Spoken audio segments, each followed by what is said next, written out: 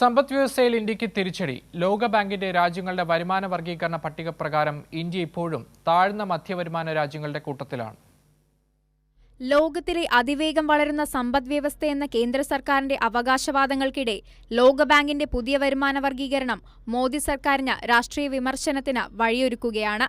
ചെറുരാഷ്ട്രങ്ങളായ Sri Lanka, Vietnam, Philippines, Jordan, ടോങ്കോ തുടങ്ങി 6 രാജ്യങ്ങൾ താഴ്ന്ന മധ്യവരുമാന വിഭാഗത്തിൽ നിന്ന് ഉയർന്ന മധ്യവരുമാന വിഭാഗത്തിലേക്ക് ഉയർന്നപ്പോൾ ഇന്ത്യ ഇത്തവണയും താഴ്ന്ന മധ്യവരുമാന വിഭാഗത്തിൽ തന്നെ തുടരുകയാണ്.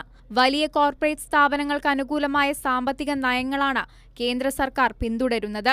അതിന്റെ നേട്ടം അദാനി ഉൾപ്പെടെയുള്ള ചില വൻകിട വ്യവസായ ഗ്രൂപ്പുകൾക്കാണ് ലഭിക്കുന്നത്.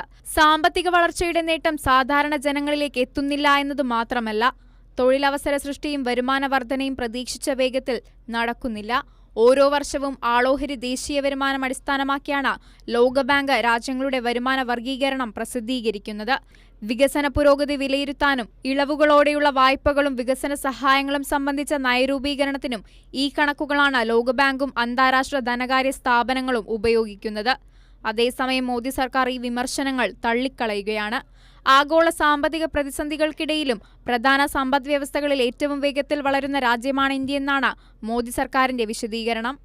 News desk, Kairali news.